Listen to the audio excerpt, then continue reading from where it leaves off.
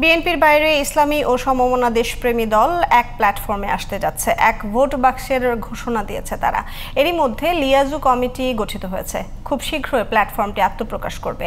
জোটে কোন কোন দল থাকছে তাও জানিয়েছেন শীর্ষ নেতারা। জুলাই সনদের আইনি ভিত্তি ও পিআর পদ্ধতির দাবি নিয়ে যুগপৎ আন্দোলনে মাঠে নামার প্রস্তুতিও নিচ্ছে দলগুলো। ইসলামী দলগুলো নিয়ে মাহমুদ সোহেলের 2 পর্বের ধারাবাহিকের প্রথম পর্ব দেখুন আজ। আগামী বছর ফেব্রুয়ারিতে অনুষ্ঠিত হবে ত্রয়োদশ জাতীয় সংসদ নির্বাচন। এমপি হওয়ার দৌড়ে আছেন বিভিন্ন দলের প্রার্থীরা। ইসলামী দলগুলোর শীর্ষ নেতারা বলছেন, শুধু নির্বাচনের জন্য গণ অভ্যুত্থান হয়নি, তাই নির্বাচনী সংস্কার আর জুলাই সনদের আইনি ভিত্তি আদায়ে মাঠে নামবেন তারা। 7 থেকে 8টা দল ইনশাল্লাহ এক জায়গায় আসবে এবং অনেকের সঙ্গে কথা হয়েছে এবং একটা আমাদের লিয়াজো কমিটি হয়েছে। লিয়াজো কমিটির বৈঠক বারবার হচ্ছে যাতে এই ঐক্যের পরিসর বাড়ানো যায় আর অন্যান্য দলকে ইনক্লুড করা যায়, জন্য চেষ্টা চলমান আছে।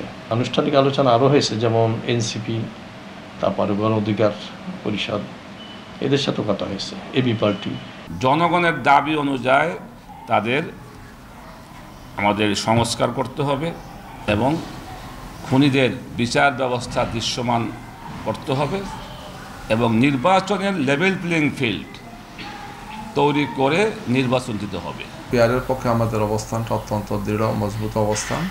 আমরা মনে করি যে সরকারের এটা নিয়ে আলোচনা করা উচিত এবং সামনে ঐক্যমত্য কমিশনের যে প্রস্তাবনাগুলো দিয়েছেন, জুলাই সনদ বা জুলাই চার্টার যেটা হবে, এবং এটা আইনি ভিত্তির জন্য আমরা বলেছি যে গণভোট। আমরা এখন এটাও যোগ করেছি যে প্রয়োজনে পিআরটাকে গণভোটে নিয়ে আসে। তত্ত্বাবধায়ক সরকারের মতো পিআর পদ্ধতিও রাজনৈতিক দলগুলো মানতে বাধ্য হবে বলে মন্তব্য তাদের। আমরা 7 থেকে 8টি দল একসাথে আমাদের সাথে বসাবসি হচ্ছে, কথা হচ্ছে এবং অল্প সময়ের মধ্যেই এই সকল দলগুলো আমরা জুলাই সনদ বাস্তবায়নের জন্য আমরা মাঠে নামব। পিআর সিস্টেমে নির্বাচন হতে হবে, জুলাই সনদের আইনি ভিত্তি দিতে হবে। এর সাথে আমরা আরও বলেছি সংস্কার দরকার, খুনিদের বিচার হওয়া দরকার। এগুলো না হলে অযথা অনর্থক কোনো কাজে আমরা পা বাড়াবো না। অর্থাৎ এই অবস্থায় আমরা নির্বাচনে যাওয়ার মতো পরিবেশ দেখতেছি না। সর্বশেষ সুজনের একটা জরিপ আপনারা দেখেছেন, সেই সুজনের জরিপে কিন্তু এই দেশের 71% মানুষ চেয়েছে পিআরের পক্ষে। কিন্তু বোঝা যাচ্ছে যে মানুষের মধ্যে অ্যাওয়ারনেসটা ডেভেলপ করছে। আমরা মনে করি যে নির্বাচনও হবে, পিআর পদ্ধতিটাও আমরা আদায় করে নেব ইনশাআল্লাহ।